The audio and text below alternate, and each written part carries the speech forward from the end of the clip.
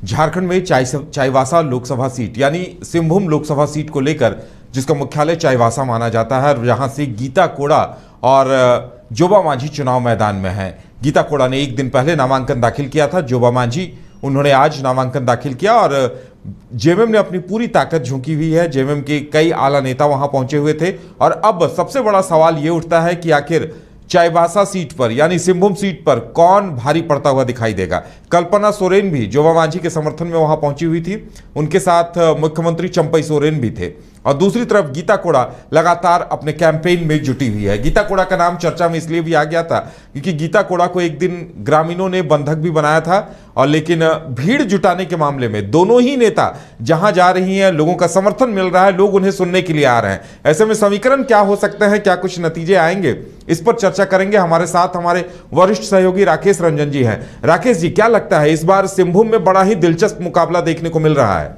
जी हाँ, बहुत ही दिलचस्प मुकाबला होगा और कांटे का मुकाबला होगा। और जो सबसे प्रमुख बात है कि जो दोनों प्रमुख प्रतिद्वंद्वी हैं, दोनों ने अपना नॉमिनेशन जो है वो फाइल कर दिया है। जैसा आपने बताया कि गीता कोड़ा ने जो है वो कल नामांकन किया था और आज जो है जोबा मांझी ने भी जो है वो नामांकन कर दिया है। और ख़ास बात ये रही कि जो पूर्व सीएम हैं हेमंत सोरेन, उनकी पत्नी कल्पना सोरेन जो है उनके नॉमिनेशन में उपस्थित रहीं।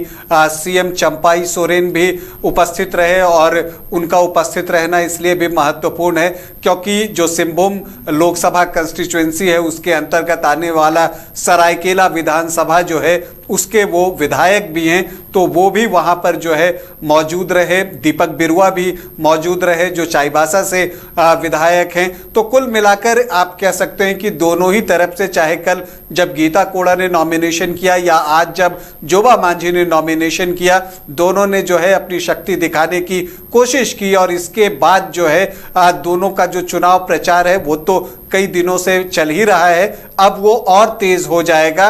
और चूंकि 13 मई को ही यहां पर चुनाव होना है तो अब बहुत ज़्यादा वक्त जो है वो बचा हुआ नहीं है, 20 दिन बचे हुए हैं और इसलिए अब दोनों जो है इसके लिए अपनी पूरी तैयारी में लग जाएंगे। जहां तक अगर हम मुकाबले की बात करें उदय, तो एक कांटे के मुकाबले की उम्मीद की जा रही है और इसलिए की जा रही है क्योंकि जो चाईबासा है वो जेएमएम का गढ़ जो है वो बन चुका है और 6 विधानसभा में 5 पर जो है जेएमएम का ही कब्जा है और एक जगह कांग्रेस का कब्जा है। मतलब जो सिंहभूम लोकसभा है उसके अंतर्गत आने वाले 6 विधानसभाओं में 6 के 6 पर इंडिया गठबंधन का कब्जा है। लेकिन ये इस तरह से भी आप देख सकते हैं कि ये कब्जा तब हुआ था जब गीता कोड़ा खुद जो है वो कांग्रेस में थी।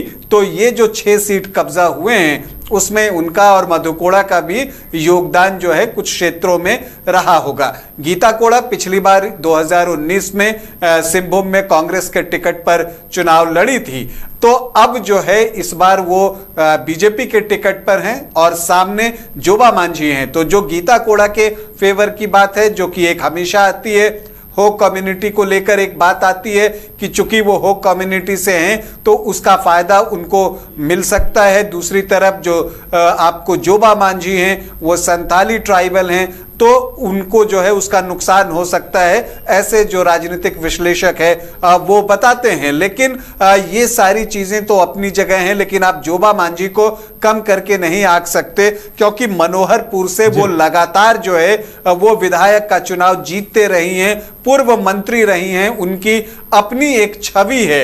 और जैसा कि आप जानते हैं कि वो जो हैं 2 बार के विधायक थे, उनके पति देवेंद्र मांझी, उनको भी उन्होंने याद किया है। तो कुल मिलाकर आप देखिएगा कि जो चुनाव है वो बहुत नजदीक का होने वाला है। और अगर हम 2019 के लोकसभा चुनाव की बात करें तो वहां पर गीता कोड़ा जो कि कांग्रेस की कैंडिडेट थी, उन्हें 49.1% वोट मिला था और जो बीजेपी से लक्ष्मण गिलुआ चुनाव लड़े थे तो उनको लगभग 41% वोट मिला था। तो अगर आप देखते हैं तो जो दोनों के बीच फर्क है वो लगभग जो है वो 8% का था। अब जबकि गीता कोड़ा बीजेपी में आ गई हैं तो ये जो 8% का जो गैप है, क्या गीता कोड़ा उसे भर पाएंगी? ये एक सबसे बड़ा सवाल है और इसका जवाब जो है हमें 4 जून को ही मिलेगा। हालांकि फैसला तो जनता 13 जून को ही सुना देगी। एक जो समीकरण वहां से सामने आता है, कहा यह जाता है कि मधु कोड़ा खुद हो समुदाय से ताल्लुक रखते हैं और हो समुदाय समर्थन देने को लेकर काफी एकजुट, गोलबंद और मुखर होता है। मधु कोड़ा यही वजह थी कि 2009 में निर्दलीय चुनाव जीत गए थे क्योंकि वो वोटरों का साथ था। उसके बाद कहा जाता है कि जब उन्होंने जगन्नाथपुर सीट को छोड़ा मधु कोड़ा ने, तो उन्होंने ये विरासत गीता कोड़ा को दी और गीता कोड़ा जब सांसद बन गई तब मधु कोड़ा ने अपनी विरासत किसी और को सौंपी और जिसे सौंपी वो भी जीत कर आए। तो एक ये समीकरण है, लेकिन दूसरा समीकरण जोवा मांझी के पक्ष में यह है कि दीपक बिरुवा एक कद्दावर नेता माने जाते हैं, चंपाई सोरेन कद्दावर नेता माने जाते हैं और 5 विधानसभाओं पर जेएमएम का कब्जा है। तो ये बात उन्हें भी कहीं पीछे नहीं रहने दे रही है, यानी मुकाबला बराबरी का है। अब ऐसे में हो समुदाय का समर्थन किसे जाता है, ये सबसे बड़ी बात होगी। या देखिए, ये जो हो समुदाय का समर्थन है, इसी के बल पर अगर आप देखें तो कह सकते हैं कि 2009 से लेकर और अभी, चाहे वो 2009 का चुनाव हो, 2014 का चुनाव हो या 2019 का चुनाव हो, यहां पर आपको कोड़ा फैमिली देखने को मिलता है। क्योंकि 2009 में जैसा आपने बताया कि मधु कोड़ा ने निर्दलीय चुनाव जीता था, 2014 में अपनी पार्टी से लड़ते हुए गीता कोड़ा दूसरे नंबर पर रही थी, तब लक्ष्मण गिलुआ जो है वो जीतने में सफल रहे थे, लेकिन वो मुख्य मुकाबले में थी, दूसरी पोजीशन पर थी और कांग्रेस जो है वो तीसरी पोजीशन पर जो है वहां चला गया था। और उसके बाद जब फिर आप आगे बढ़ते हैं 2019 में, तो गीता कोड़ा जीतती हैं। तो ये चीजें बताती हैं कि जो कोड़ा फैमिली है उनका एक दबदबा जो है पिछले 10-15 सालों में सिंहभूम क्षेत्र में रहा है। लेकिन आप ये भी देखते हैं कि जो जेएमएम है उसका डोमिनेशन जो है सिंहभूम क्षेत्र में बढ़ा है और जो पिछला विधानसभा चुनाव हुआ उसमें आप देखें कि 6 के 6 सीट इंडिया गठबंधन को मिले, जिसमें से 5 जेएमएम को मिले। और जब हम पिछले लोकसभा की भी बात करते हैं तो एक आप सरायकेला को छोड़ दें, जहां की विधायक जो हैं वो चंपाई सोरेन हैं, बाकी सारी जो 5 विधानसभा सीट है वहां पर जो आपको इंडिया गठबंधन, उस समय गीता कोड़ा कांग्रेस से थी, उन्हें बढ़त मिली थी और बीजेपी को सिर्फ एक जगह जो है वो बढ़त मिली थी। तो इससे लगता है कि फाइट बहुत नजदीक का होगा। ये जो 8% का गैप है,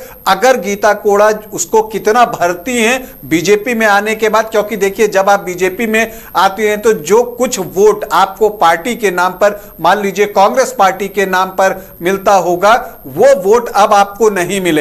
लेकिन दूसरी तरफ जो बीजेपी के वोट आपको नहीं मिलते थे वो वोट अब आपके साथ इंक्लूड होगा। लेकिन जो सबसे इंपॉर्टेंट है कि जो इंडिविजुअल वोट्स की मैं बात करता हूं कि पर्सनली गीता कोड़ा के वोट जो हैं वो कितने प्रतिशत हैं, उस पर जो है इस चुनाव का परिणाम बहुत कुछ निर्भर करेगा कि क्या गीता कोड़ा अपना 8-10% वोट बीजेपी के वोट से ऐड कर सकेंगी। क्योंकि अगर वो ऐसा करती हैं तो बीजेपी का पिछली बार जो है लगभग 41% वोट था, अगर 10% ऐड होता है तो वो 50 के पार पहुंच जाएगा। दूसरी तरफ अगर आप देखें तो जो आपको जेएमएम है उसकी कोशिश होगी कि जो पिछले बार जो गठबंधन को, कांग्रेस को इंटैक्ट वोट पड़ा था, भले ही गीता कोड़ा लड़ रही थी, तो वो 49% है, तो वो चाहेगा इसे वो बचा कर रखे और इसमें 2-3% और ऐड ऑन कर ले तो ये सीट उसकी हो जाएगी। बिल्कुल, तो बड़े ही दिलचस्प समीकरण है। अब चुनावी नतीजे तय करेंगे, लेकिन कहा जा सकता है कि मुकाबला बड़ा जोरदार, कांटे का मुकाबला देखने को मिल रहा है इस बार चाईबासा में।